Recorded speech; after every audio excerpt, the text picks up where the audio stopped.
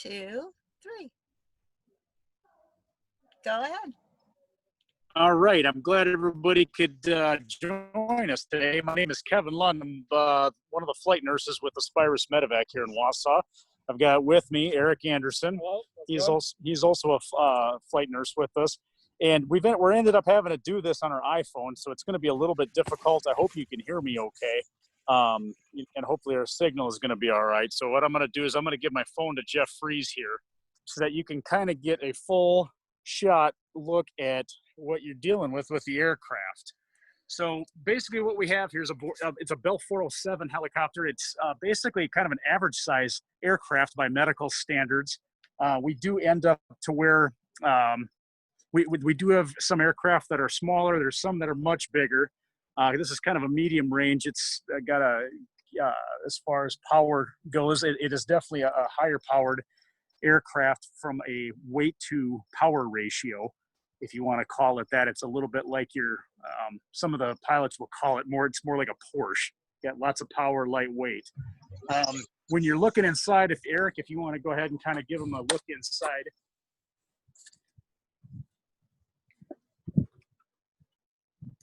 As you can tell, there's not a tremendous amount of room to be able to move in there.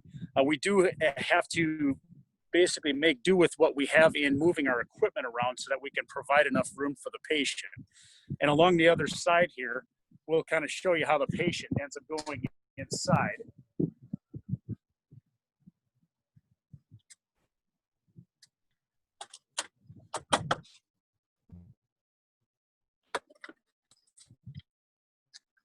So a lot of the big things that people will ask us is how does a patient fit in here? Well, the patient's feet are actually going to be up right by the pilot.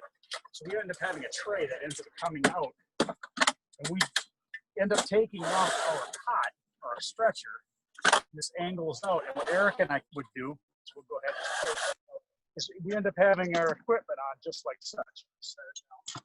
We will administer whatever care we need to, and then end up putting the patient onto our stretcher, putting them back in the aircraft.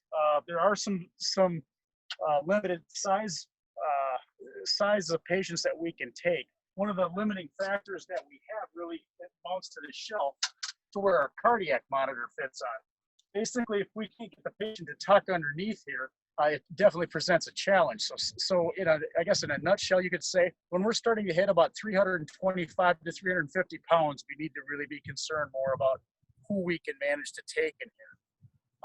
As far as a height of a patient, I think we can probably handle somebody about 6'6" and shorter. Now, does that necessarily mean that we won't take somebody? Not necessarily. A lot of it just kind of depends on what our capabilities are and where we're going with the patient. So we'll put this back on. So really, the aircraft ends up where it functions. It is an air ambulance, and we end up having to make a lot of decisions off of our protocols that were already pre-written by our medical director. I don't know, what else would you have to add, Eric? So we'll transport anywhere from hospitals to hospital. We'll do scene calls, sites of accidents, the roadside or out in somebody's yard, people cutting wood, get injured, logging accidents, things like that, motorcycle accidents, snowmobile accidents, ATVs, anything like that. Those patients we'll try to bring to a trauma center. We'll get kind of the best care at those facilities. Hospital will pretty much go anywhere. We'll go anywhere from Ontonagon on the Lake Superior shore all the way down to Chicago is where we've been doing some of our transports to. Marquette and Rochester. It's kind of our area that we'll cover. We travel about 150 miles an hour. The nice thing is we don't have to watch out for deer. We do have to watch out for birds, though. They still get in our way. But we have a straight line, straight shot. So for us to Ontonagon, it's about 15 minutes to get there. From Wausau down to Madison is about 15 minutes for that flight also. So the benefit there is we're getting somebody to that level of care that they need a lot faster than they would by ground. We do have some limiting factors, of course, involving weather. Sometimes on top of, like I said, with how the size of the patient, that would be kind of our next big obstacle is weather. and really trying to find definitive care for the patient. If we take them somewhere and they don't have a surgeon to be able to address the patient's problem, we're not really doing them any good. So the whole idea is to try to get them to places to where their issue can be dealt with, which a lot of that goes into our training. I think from a career standpoint, if anybody's interested, some of the things that we would look at from a career standpoint is, for the most part, 3 to 5 years of critical care experience, that being on the paramedic or the RN side of things. I would say for the most part, nurses that tend to work here are emergency room trained and ICU trained. I would say from the most part, the paramedics that come on are ones that come from busy 911 services.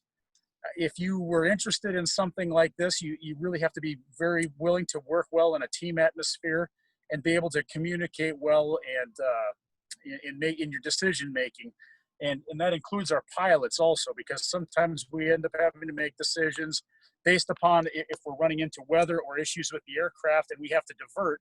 It's very important that we communicate that and that we're assertive in making sure that our decision making is being heard. Is there any questions at all?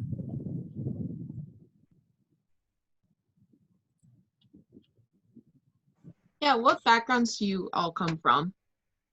Okay, it's a question. So I come from an emergency room background. I'd worked in an emergency room down in Southeast Iowa for about 7 years prior to getting on a flight team down there where we'd started a base. I've been here in Wausau now for 11 and a half years working with Medevac. I ended up getting my paramedic just a couple of years ago. Eric?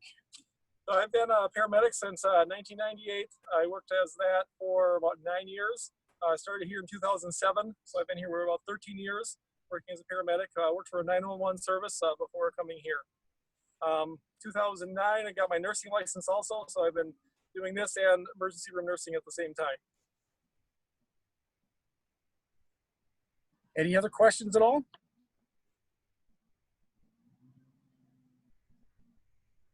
Well, the other thing people like to see is the pilot space, so we'll walk around here and give you a little look at their space also.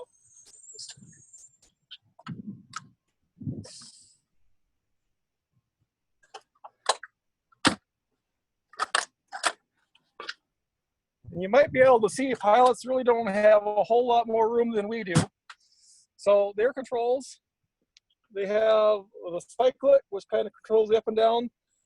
This here will control forward, back. And then they have some foot levers on the floor that'll control left to right. Full set of gauges for them. I can't tell you what all those mean because I know what a couple of them mean. I know which ones are the important ones from my perspective.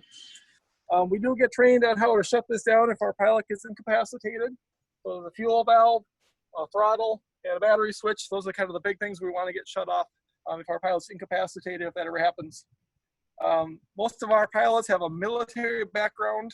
They get lots of flying time there. So that's kind of our biggest source for them. And most of those pilots, we don't get the pilots who, if you ever done the ride on a Cessna with the newer pilots, a lot of those are building up their flight time hours. We don't get those pilots like that. The ones we get are very well experienced. So if they ever are kind of questioning the weather, we'll kind of step in and say, you know, if they're questioning it, then we don't really want to go in weather like that. If they're been flying for 20 some years, aren't sure if they should go or not. So we'll kind of make their decision easy for them at that point. So from a career standpoint, if any of you are interested in learning a little bit more about what we do, feel free to email me. I'll have you go through Jeff Freese and in contacting Jeff. And then from there, if you have any additional questions, I'd be more than happy to answer them for you.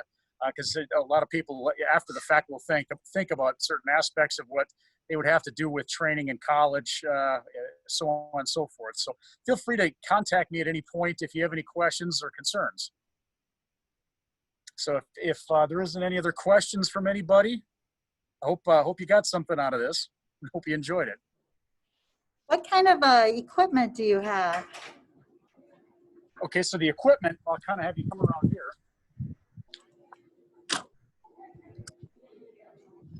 Some of the equipment that we have is right here. This is our cardiac monitor. So what this has a lot of capabilities. This is kind of our heart and soul, really, of taking care of a patient. This will monitor heart rate, blood pressure. give us pulse oximetry, end tidal capnography, temperature. We can do art line monitoring, which is basically if somebody has an arterial line, so you're getting a direct reading every single time that there's a pulsation in the person's body. That really ends up. We're using this on every single call. As far as other types of equipment, Eric has. So this is kind of our primary bag we'll take on every call. Have a little bit of everything in here. We have IV supplies down here. We have airway supplies on the sides, basic stuff. Inside, people. Sorry about the noise. Got a plane starting up here. You end up having to put a breathing tube in somebody. You got a kit here for that. The device we're using right now is what they call a McGrath. So we'll put this in the mouth, and this will help us visualize. This is actually and you probably won't be able to see it right now. This is a video laryngoscope. So a little camera on the end here. So we don't have to move them around quite as much. Makes it a lot easier on most people to put a breathing tube in if we need to do that.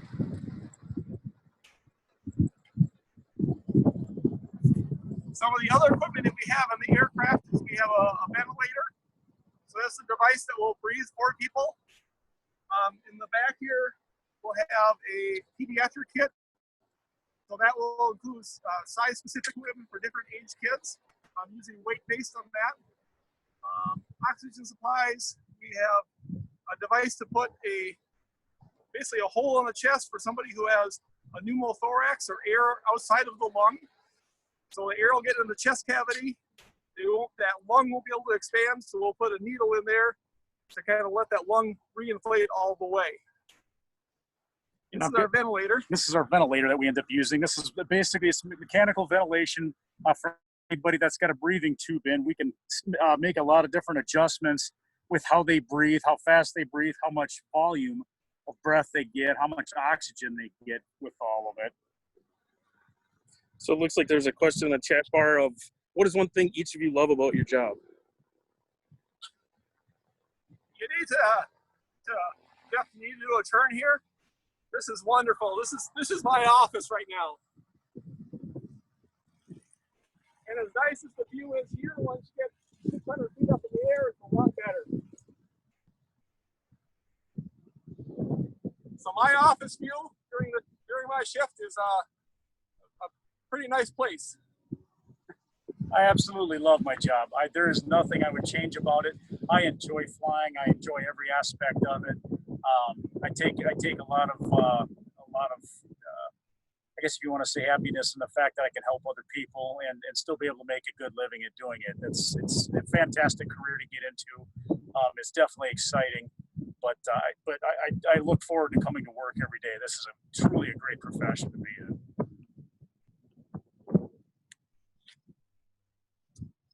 Is there any other questions at all?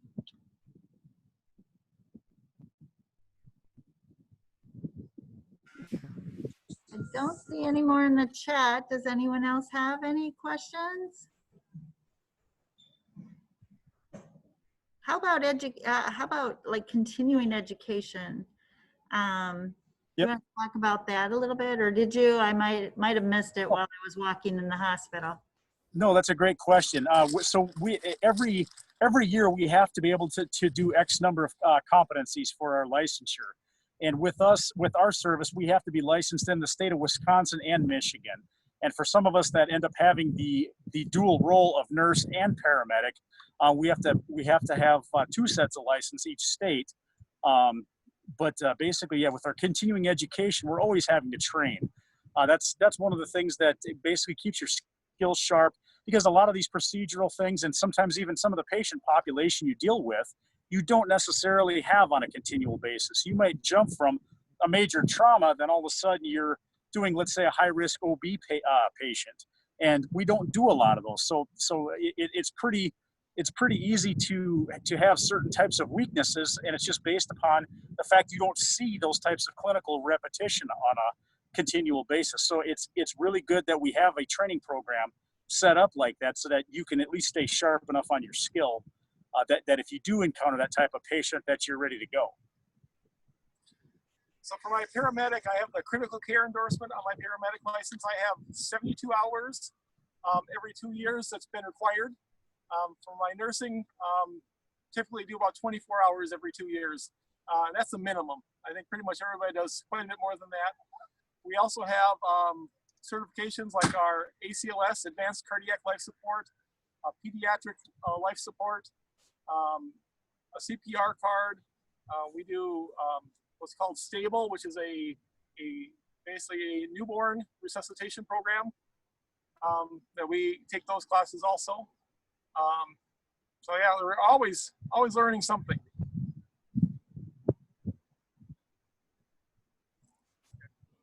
Thank you. And how fast do you go? About 150 miles an hour. Yeah, that's under perfect conditions. Sometimes a little slower because if we're flying into the wind, it slows us down. If we got a tailwind, it'll push us along a lot quicker. But give or take, I'd say 150 and 160 miles an hour. That's cool. And I saw the med about a 17-minute. If you try driving that, it's pretty much an hour no matter what. So we can make that a lot quicker. excellent. And how do you see at night? That's we end up to where our pilots and one of the medical personnel in the back, we have what are called night vision goggles. So we will have a third person that is not on goggles because sometimes they can change a little bit of your visual perception, and it's a good thing sometimes to because it picks up so much ambient light that sometimes that if we were flying, let's say into, a good example is a bad snowstorm that maybe is popping up somewhere, there's those night vision goggles, you'll be able to see right through it. And until you're in it pretty deep, would you start to question, or how can I say this the right way? I guess once you're in and on night vision goggles, you won't realize it until you're in bad. Whereas if somebody is not wearing them, they're going to recognize it much earlier, which could be the difference between us basically declaring an emergency and having to figure out how we're going to get back on the ground safe and not. The night vision goggles it's a great tool in the way of safety of being able to come in and land at hospital helipads and at airports if need be, because it really helps to illuminate all objects to where you can see everything from light posts to any debris that may be flying around that you wouldn't typically see at night. Thank you. And we have a question. You bet. Do you only take patients from Wisconsin, or do you go to other states? We go to Michigan, and sometimes we'll destinate in Minnesota. It's not often that we do destinate in Minnesota. Most of the time, if we do destinate in Minnesota, it's to Duluth. Occasionally, we'll go over to the cities. That's pretty rare, but I would say the majority of our transports are either a Wisconsin to Wisconsin type of a call or a Upper Michigan to Wisconsin call. We don't go down to Lower Michigan at all. Thank you. And hold on a minute. How many calls do you go on per year? We average pretty close to 1 call a day is our typical. We can do as many as 5 calls in a shift on the helicopter here. I think the ground ambulances, they typically end up running more calls than that per day. I think here in Wausau, the truck averages probably at least 3 calls a day that they end up, or transports a day that they do. We average 1 a day on the helicopter. So obviously if we have 5 one day, then there's some days we don't have any. So it's kind of a hit or miss. You never know what's going to happen, which is kind of one of the nice things I like about the job. Great. And can you give us a scenario of how you made a difference in someone's life? Oh, that's I know you That's do it all the time, but Yeah, no, there's well,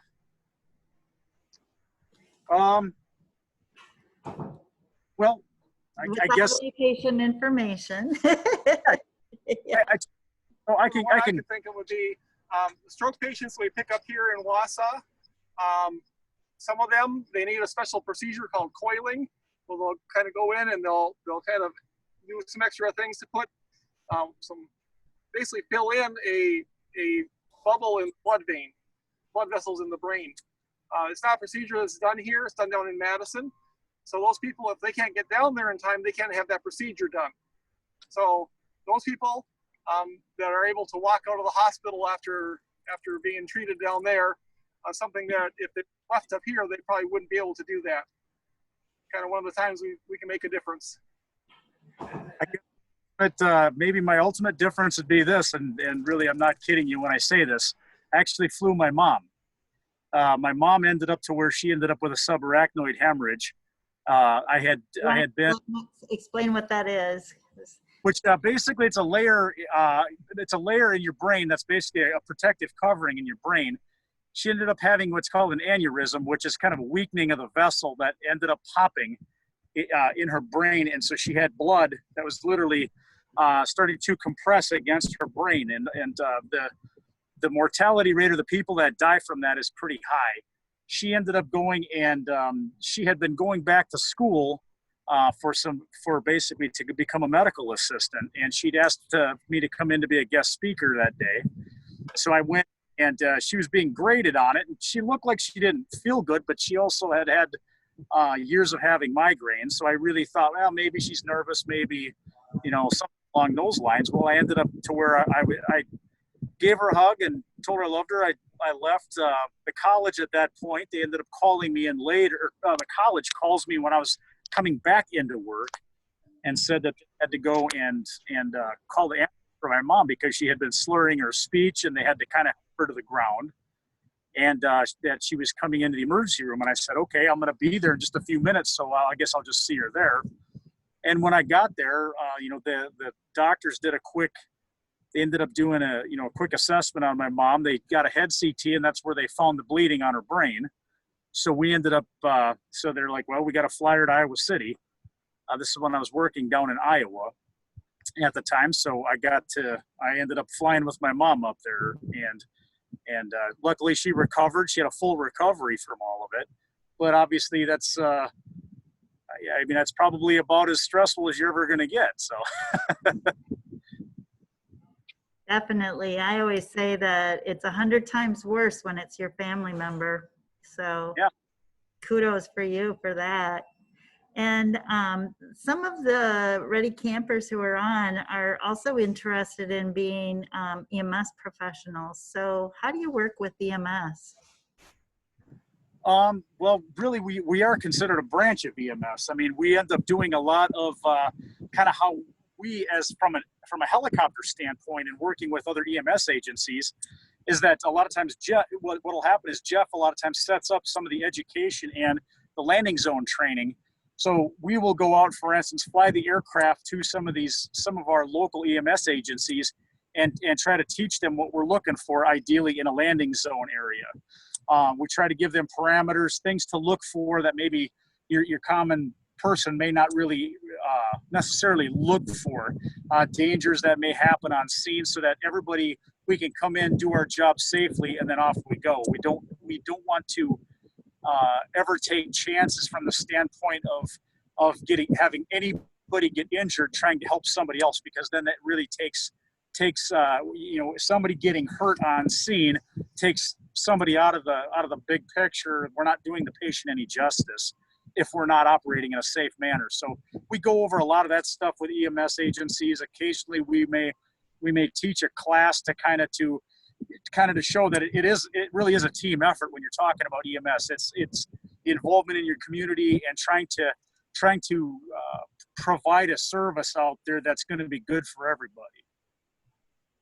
So some of the safety aspects we talk about with the fire departments, this main rotor here, this is at rest. When it's running, this will go higher, but when the winds hit this can actually get down quite a bit. So one of the things we want to make sure is EMS knows when they can and can't approach the helicopter. We always want to avoid the back of the helicopter. I'll show you a couple of things here. We have a couple antennas here. If one of these gets knocked off, we're shut down. We can't fly anywhere with anything broken. Our tail rotor here, I'm not super tall, but you can see that this thing here goes down pretty low. So we don't want anyone anywhere near this when it's running. Once this is at speed, it spins about more than 2,000 RPM. So you can't hardly see that. So we don't want anyone in the back of the helicopter. When we're on scene, usually either fire department or EMS is kind of in control of that scene there. We'll let them do their thing. They're very good at that. We'll assist, take over when we need to on different patients or when they want us to. So we'll get their report, kind of continue what they've started, and get them to where they need to go.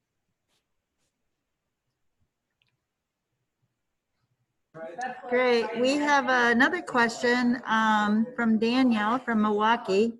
What was the hardest call that you've ever been on?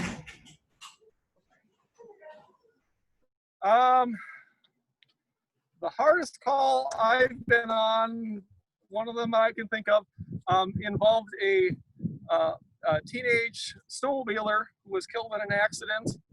And as we're working on them, the family showed up on scene. And this was not somebody who survived. We didn't transport this one. They were not able to be resuscitated on scene, so we didn't transport. So dealing with that patient, being as young as they were, and then dealing with the family immediately after is kind of one of the toughest things I've had to deal with.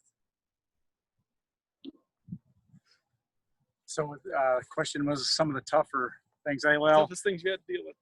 Yeah, I would say, gosh, there's been a lot of them. I mean, it's just, I think anytime that you see somebody, you never like to see anybody. I mean, anybody dies, it's always tragic. But for whatever reason, I guess I have the younger they get, the harder it is, and especially if you've got a parent with little kids.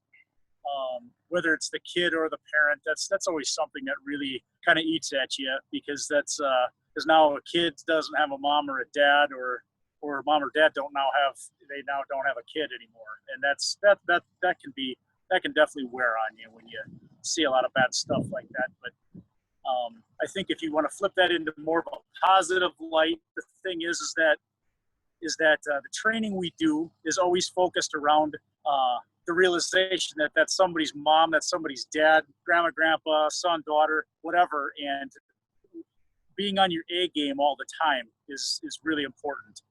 We have bad calls. We're people.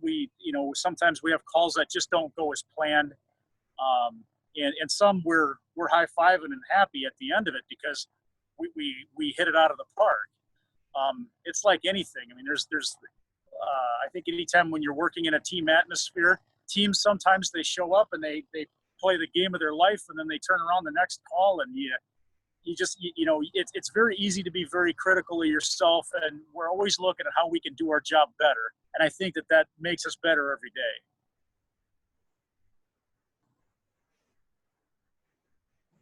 Excellent. Thank you so much for that.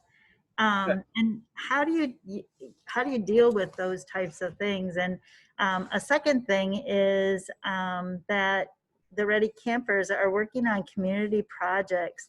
Are you seeing anything in your community or in the calls that you go on that they could possibly make a difference in their community and work on a community project, a service learning project? Taking into consideration COVID and all the restrictions with that. That's a good question. The kind of the first part of your question there, I think that how do we deal with a lot of the stuff that we have is, how do I want to say this and so that I'm not misunderstood? We have a great culture. We have a team that's been very cohesive over the last since I've been here anyway, 11 years. We have an absolutely fantastic crew here. And I think the fact that we pretty much talk openly, we're very, I think all of us, it'd be safe to say, are very competitive types of people, but also compassionate at the same time. And so we're always striving to do better. And I think that it becomes very easy for us to discuss our calls, discuss our frustrations with it, some of the things that went well. And I think really in our own kind of, if you want to call it a little subculture here, I think everybody understands what each other's going through when we have tough calls, and nobody blames or shames or anything along those lines if we have those types of calls, and I think everybody kind of understands that sometimes you need to just get those things off your chest, and I think that just promotes a great atmosphere here. From a community standpoint, types of projects, I guess I need a little more clarification as far as what you're looking at. I mean, I guess you'd have to kind of give me an example a little bit, so I'm understanding the group in which we're talking to here, that you would give me a little bit more of a background so that I can kind of frame things up and answer properly for you. These are teenagers, and Okay. so basically they work on they have the option to work on a community project. So like implementing something safety wise or injury prevention, those types of things that they can work with like other teenagers or others in their community. Do you have any suggestions for them? Stop texting and driving. That's a big one. I mean, that's one that I see every day that I'm left shaking my head sometimes of how many times that I'm seeing this when people are driving. And to me, it's one of those things that I think not only just to young people, but to adults. I mean, I see adults do this all the time. I think anything to where you can get involved from a safety standpoint, I think that's probably one of the biggest things that I look at that is so preventable. And all you got to do is put the phone down and drive, and you take your eyes off that road for a split second. It only takes a kid coming out between some cars, and you're not paying attention, and now you've changed the direction of your life forever. And all it was a matter of is not looking at your Facebook status or your Instagram status and putting it down, or checking an email. It's not worth the risk. To me, that really is something I think from a community education standpoint is trying to drive that point home. We see a lot of bad stuff that way. So one of the things I can think of, and this was a gentleman who was in the Boy Scouts. He did this as one of his projects for Eagle. He did landing zones for the helicopter. This was work in a rural area. In an urban setting, I think if you could try to organize like even a bike helmet rally, something like that, to donate bike helmets to kids who don't have them. I've seen people on motorcycle accidents walk away. Their helmet that they've had on has been cracked, worn through, stuff like that. But they've actually walked away from it, walked out of the hospital that day. We see other people that, they've been on the motorcycle. The only injury they have is their head, but they end up in a nursing home because they have a traumatic brain injury that they're just not going to ever recover from. So doing like something like helmets like that would be something that would be just getting those and getting them out to people who don't have one would be helpful. Thank you. And I totally like your idea, Jeff, of the teenagers working with their parents related to texting and driving. They could probably have a really big impact, because we know that, like kids growing up in car safety seats have a big impact on adult behavior. So I love that idea.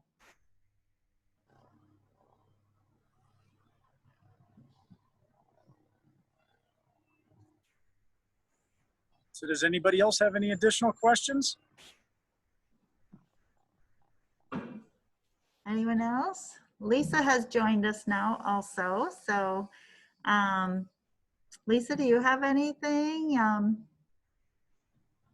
specific? I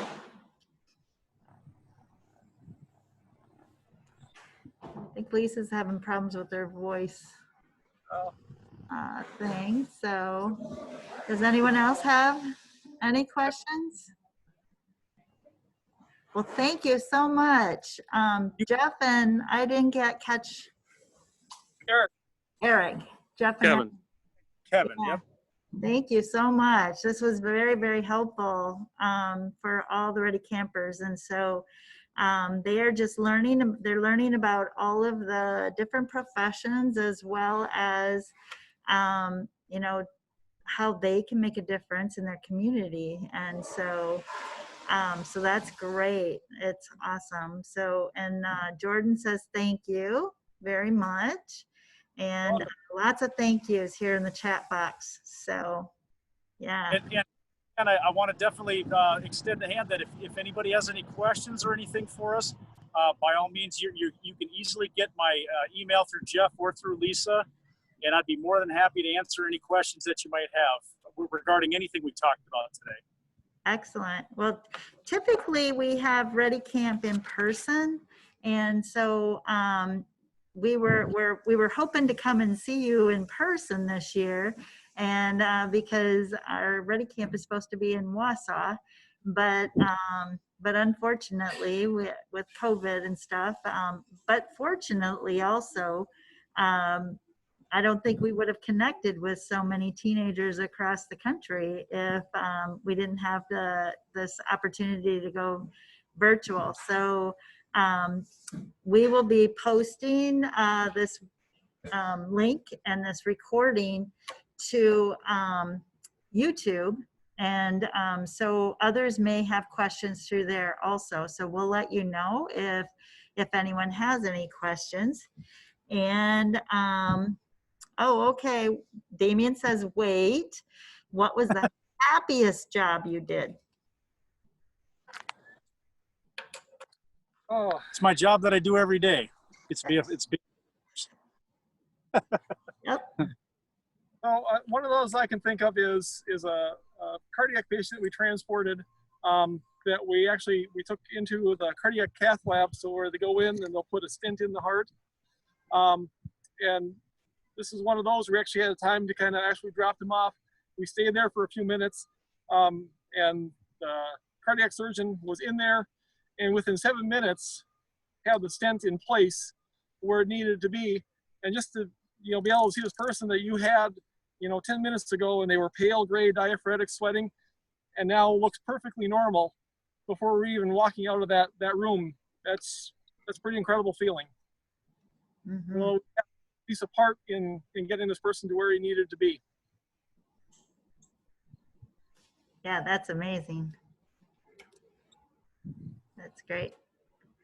Okay. Anyone else have any questions for Jeff or Eric?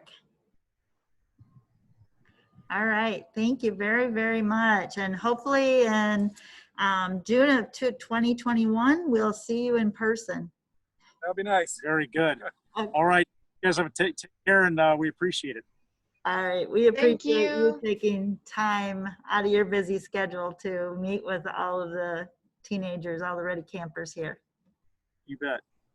Thank you. Thank you. You bet. Take care.